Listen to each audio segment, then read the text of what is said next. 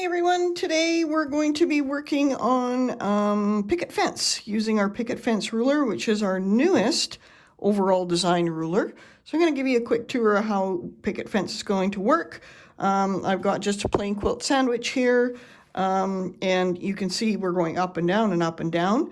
There's a couple little tricks that we need to think about when we're using this ruler. One of them is, if you've taken classes from me before, you know that I always talk about being on the inside or the outside of a corner. So we've got room in picket fence to kind of stick to this side and then come up and come back down and then kind of over to this side and back to the inside part. Not a huge deal, but what it does mean is if you kind of go around there quickly, you might end up with, in this spot here and this spot here, you might end up with a little bit of a round.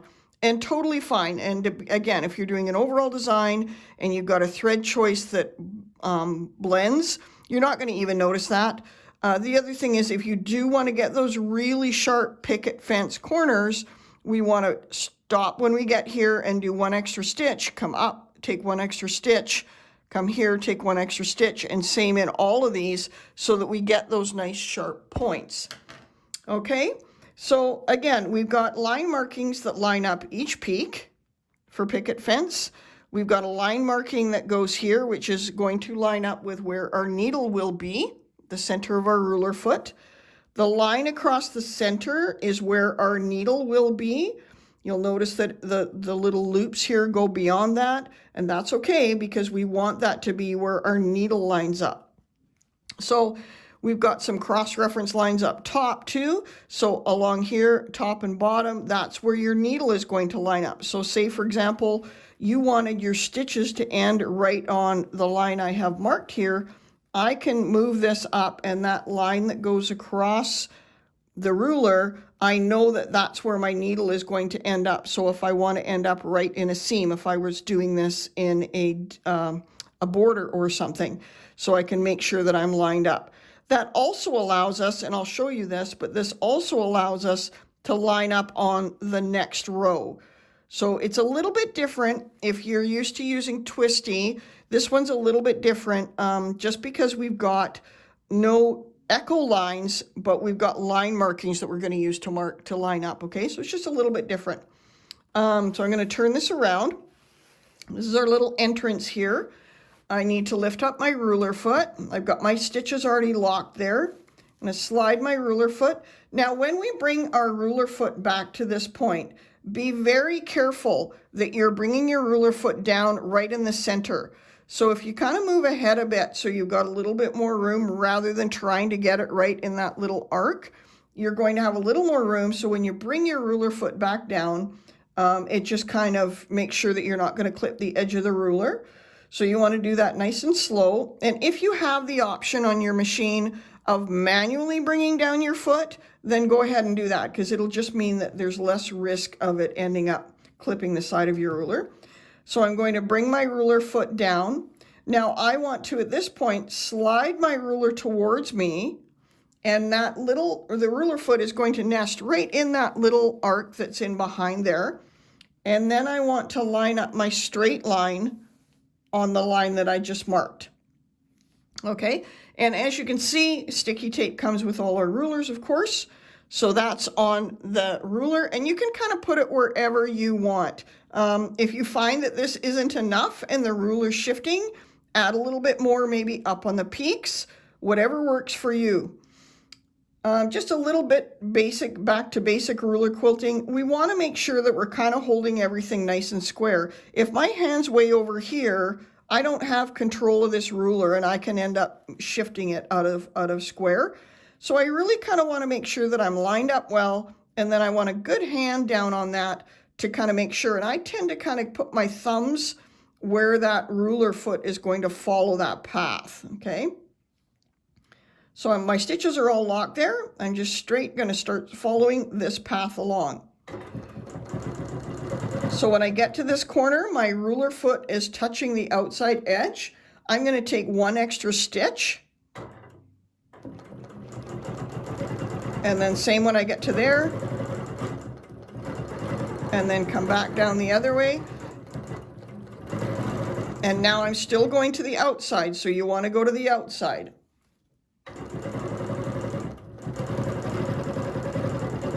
Stop when I get there. Shift my hands as need be.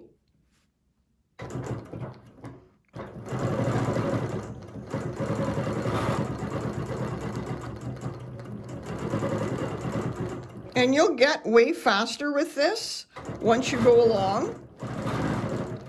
And then that little stop that's there where my ruler foot ends, I can't go any further, and it should be in alignment with this line as long as I haven't moved my ruler.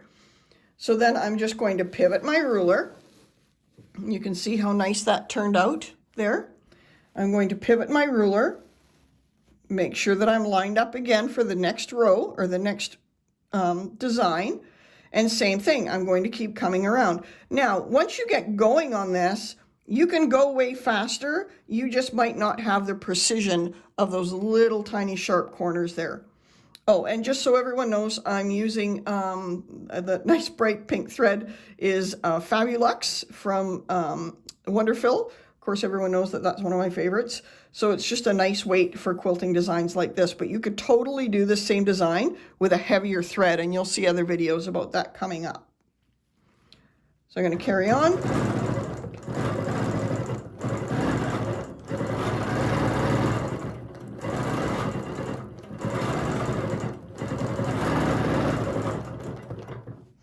Stop and shift when you need to.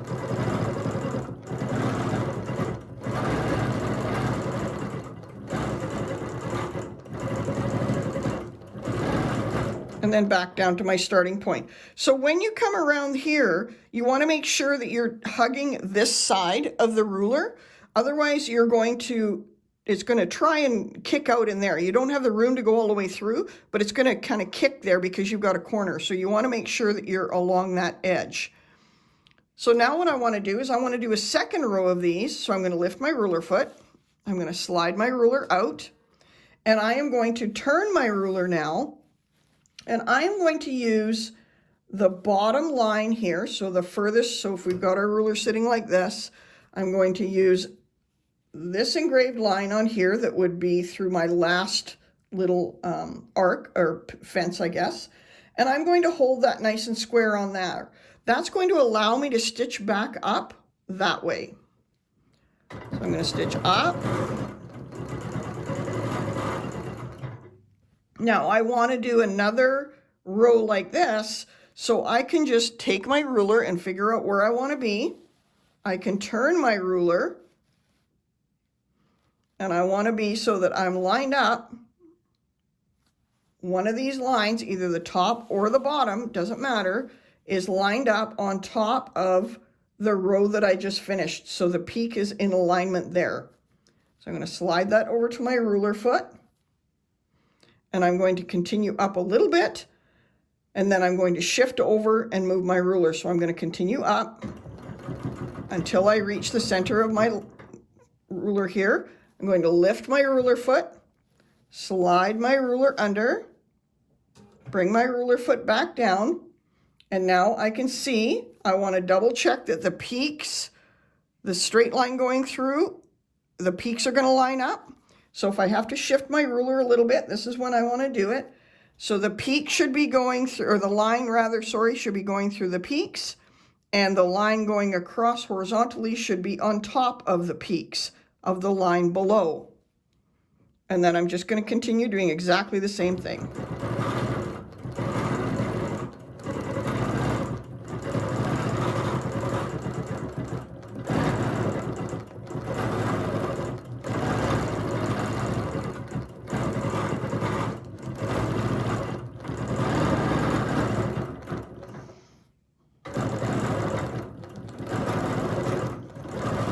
And then I'm going to stop, and I'm going to rotate this again, piece of fluff, rotate this again, slide my ruler up. Now I've got this line here in line with my needle, so I know I'm square there. I've got my double check here across to make sure that my peaks are lined up with the line going through the ruler, as well as my line across this way to make sure I'm lined up with the ruler.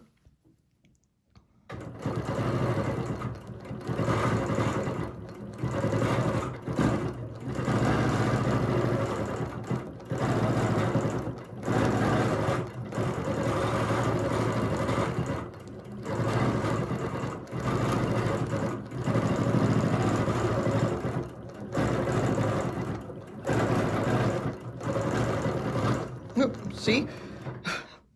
Exactly what I said there. Make sure you stick close to this side so you don't end up with that little bleep on there. Okay, so then I'm going to lift my ruler. Now I know everything's in alignment. I'm going to lift my ruler foot. I'm going to slide that out and show you what that looks like. So that's a lovely little kind of picket fence design. Now we have another option. So this is where they're kind of just one row after the other, exactly the same. But we can also do it so that our peaks meet up. So we can do it so that we have a peak here and a peak here, and that's going to create a little bit different design. So when I go to do the second row, if I want to change this so that my peaks are in alignment, I kind of want to line up my ruler so that the line going across here is in alignment with the peak, and the line going through the center of the peak here is in alignment as well. But you'll notice that that puts my ruler way over here, and that's okay. For the purposes of what we're doing right now, that's going to work just fine. And then I'm going to turn my ruler. So I've got a nice long flat edge. I'm going to bring my ruler foot down on here. So through the center on top of my peaks to make sure that I stay nice and square.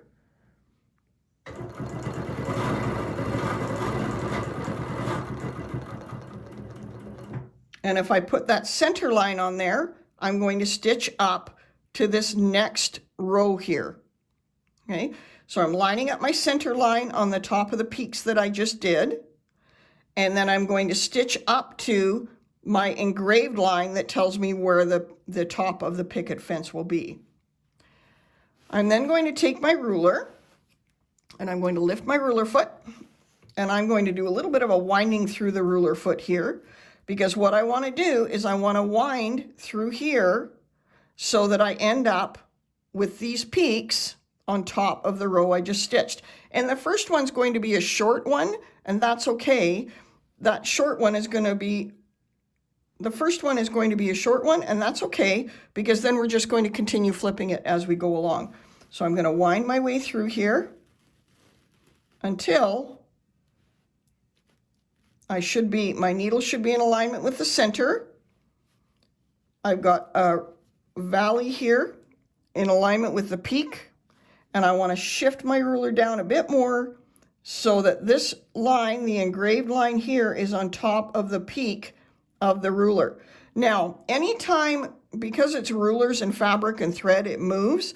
So anytime we're trying to actually touch the peak, you may need to take an extra stitch when you get here, or stop a stitch early, and that's okay. When we come down here, we'll see where we are, and we want our needle to end up right where that peak is. So I'm going to bring my ruler foot back down again, and then I'm just going to carry along.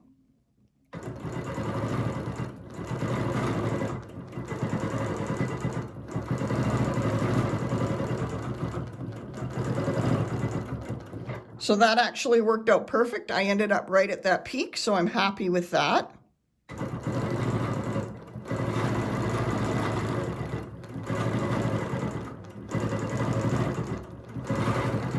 And I've come down to there, and now I can carry on just like I did before, and I can rotate my ruler, lining up, getting my ruler foot in the notch there, and lining up my line here on the peak of the row below it. And again, I'm going to check my peaks every time I come along to make sure, because it's easy when you're using your fabric to have it shift a bit, right?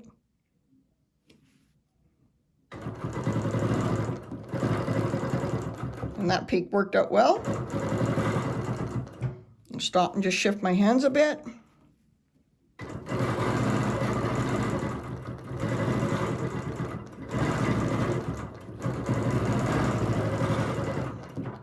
Shift my hands a bit. And this one worked out. I had to do one extra stitch there, and that's okay, as it's just, like I said, fabric moves. Make sure I'm back and lined up again.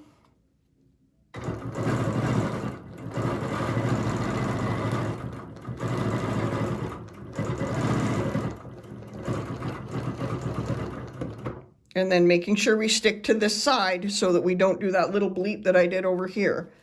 And then I'm just going to rotate my ruler, and I'm going to go on the assumption that where this line ended, that's the end of my quilt.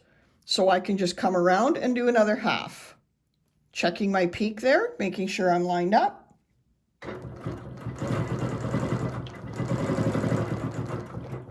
And I have to just shift a little bit there. One extra stitch, and then back up the other way. Oh, and I went too far. That's okay. That's okay for the purposes of this. And then I can just slide my ruler out. And I'm going to just turn this around so you can see it.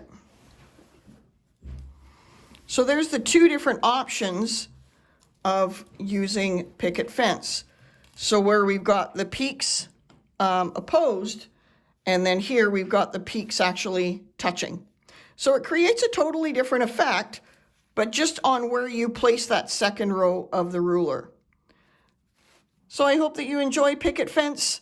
We had a lot of fun designing it, and I can see doing an overall quilt with this really, really quickly, and then finding some really cool designs to combine with that. But we'll save that for another video.